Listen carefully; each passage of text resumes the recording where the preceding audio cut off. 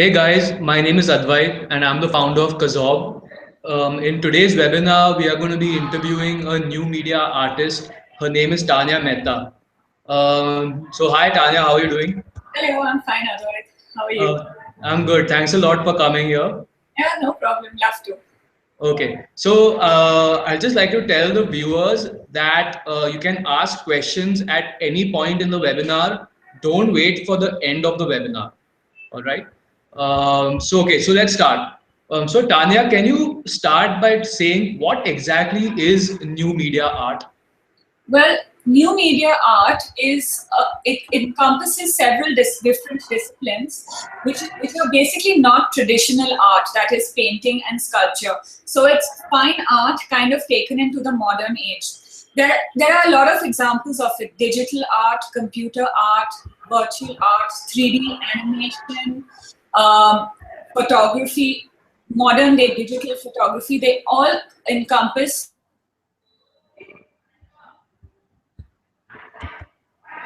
photography along with digital painting, lighting, and illustration on softwares like Photoshop and Illustrator. Okay, so can you talk about what got you interested in this career field? Well, I've always wanted to make an impact on the world. I was always a very heady person and I had all these ideas and I needed to express myself. And the arts really pulled me towards them since I was a kid. And it happened very naturally and organically. I went to do my master's degree in London, and it's the university that pulled me in and told me that I could do whatever I wanted. And since I was a kid, there was this quote by Blake which says, "I must create a system or be enslaved by another man's. I am not to reason or compare, but my business is to create." And since the age of about 8, I wanted to create, and then this would feel perfectly suited to me. So that's why I'm here. Okay, so can you talk about what all you have studied and and how did that get you to where you are today? Well, I started off after my junior college, which was not very impactful. Okay. I did mass media, where they give you courses on advertising, and you learn things like photography, graphic design, film, among other things like marketing, etc. And I was very interested in the creative side of it. So I decided to do a master's degree, and I went to Goldsmiths and did a master's in the electronic fine arts. And Okay. that is what I have studied so far. Okay, great. So can you talk about what you do on a typical day, and if you can you even show aspects of your work? Sure. First, I'll answer the first question. A Yeah. typical day is very varied for me. Basically, there's a process to each artwork. It either starts out with an idea or a concept. It moves into research. And then after the research, you have the idea, you need photographs. So there's a lot of choosing your photograph, etc., etc. And then you work on Photoshop. And then after that, that's a whole long process. And then there's the process of production, which is the printing and the color correction at the printers, the framing,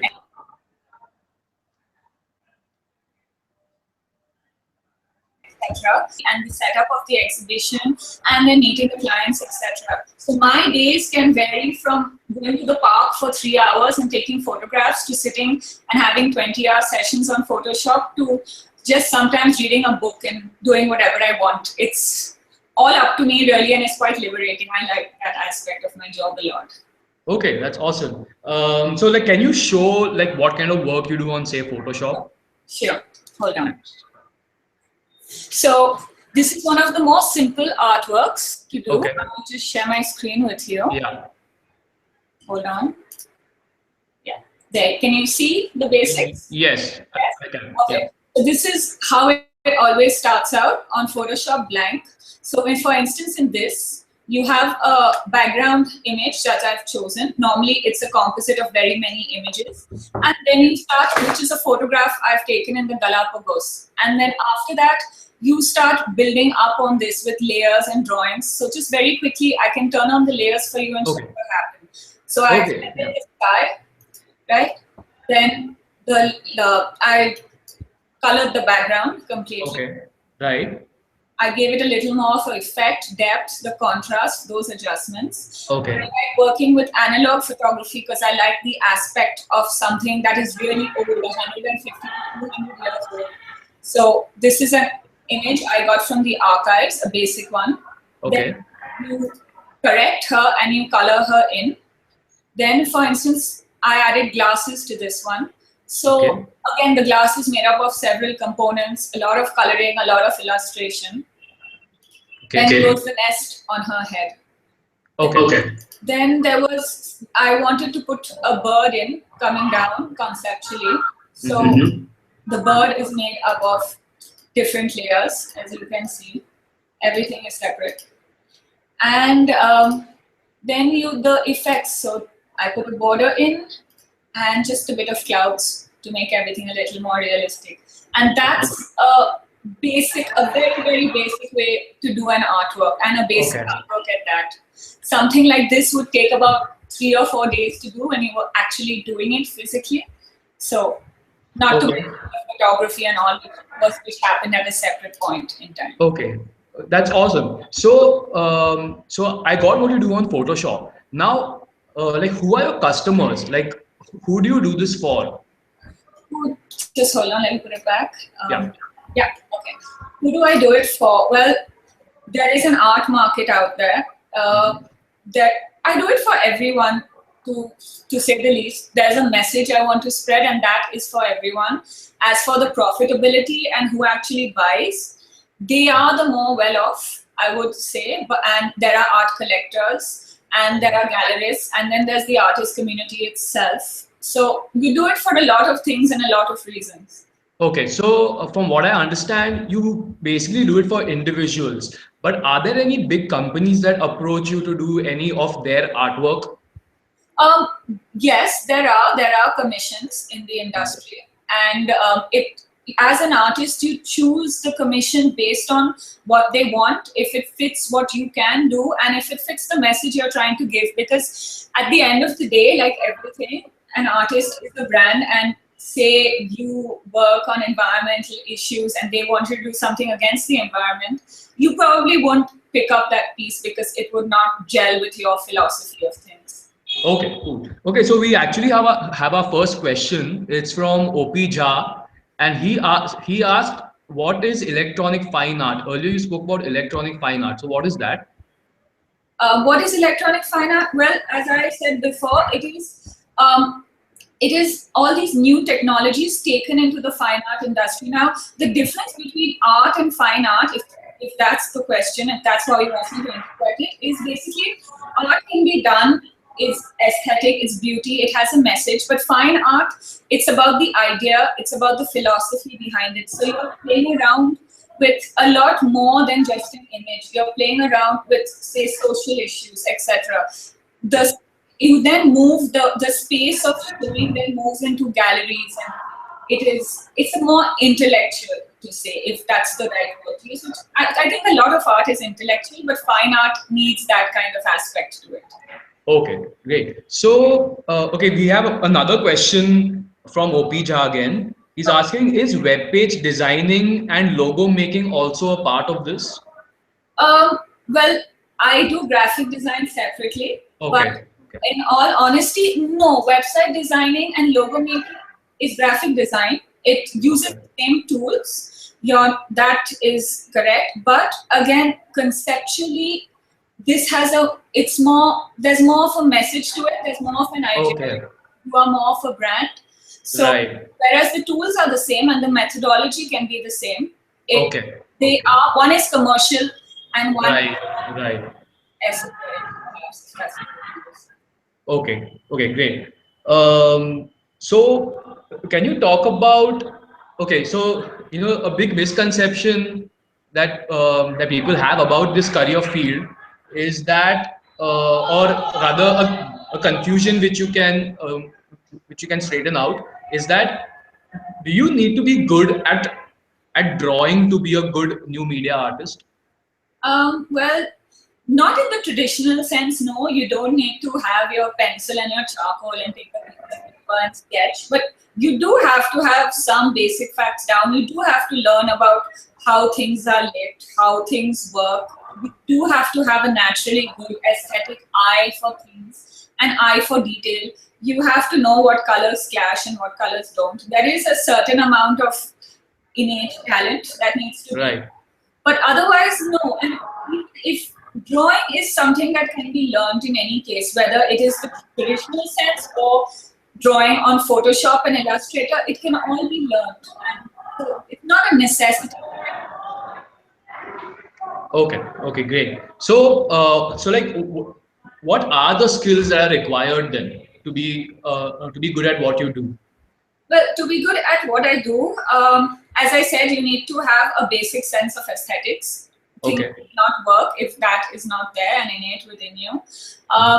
For me, because I'm a photographer, you have to be a good photographer. I would say I'm good at it, but I'm better at Photoshop, which compensates for the photography. Okay. Okay. So you have to be good at Photoshop and Illustrator for what I do. But then, depending on what new media art you do, there will be different programs and software. For instance, if you're a 3D animator and you're taking that into a gallery, you will probably have to know a software like Maya, and Photoshop will not help you that. So that Okay. depends upon the individual. Really. Okay. Okay. So, can you talk about things you like about your job and things you don't like about what you do? Well, one, I get to wake up late, which I Okay. really like.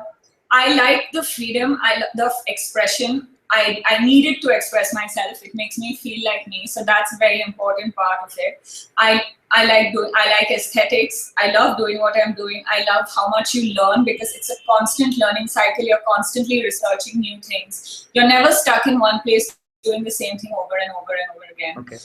And I like interacting with the people. There's so much of you as an artist being put out there that when you do get feedback on your work, it's very personal feedback. And when you get good feedback, well, that makes you feel great because that's a lot of validation as a person, if you understand what I'm saying. But at the Yeah. same time, a negative is that when someone doesn't understand it, there is a sense of miscommunication, and the lows can be very low because it's a very personal thing, but the highs can be Right. high. Okay. And another thing I don't like so much is, and I do like it at times, it's a very isolated kind of profession. You work by yourself, you ideate by yourself. So if you're a person who needs to be around people, Mm-hmm. it could probably be difficult for you. Okay, so that actually brings me to my next question. Is that apart from your clients who you have to interact with on a day-to-day basis, have you have you had any chance of like collaborating with other artists or any sort of collaboration you've had There with other professionals? there are always collaborations with galleries because that is what is that those are the people who show your work, those are the people who promote you, those are the Right. people who curate the art. So they are a very important part, and the collaborations in that sense. I have not yet collaborated with an artist because when you are doing a collaboration, it is important, as I said, because it's such a personal thing that your views have to gel very well. Right. But but people do all the time. I would be very open to the idea as well, and that is a definite possibility and a plus point in this field of work. Okay, great. So actually, that brings me to my next segment. Is I want to ask you some questions about design school and about the application process and things. All So right. actually, we have another question this time from Vinod. He's Okay. asking what educational qualifications or background would one require or be beneficial. So you spoke about your career path and what got you to being a new media artist. But Yeah. uh, is there any other way? Is there some degree in India? Is there any other way to get to what you do? There are art schools all around India. There is Rachna in Bombay. There is Shrishti in Bangalore, which are the big ones. There is Right. the NID, and you can apply there. All applications, whether it's to my colleges, colleges abroad, colleges in India, they all require a portfolio.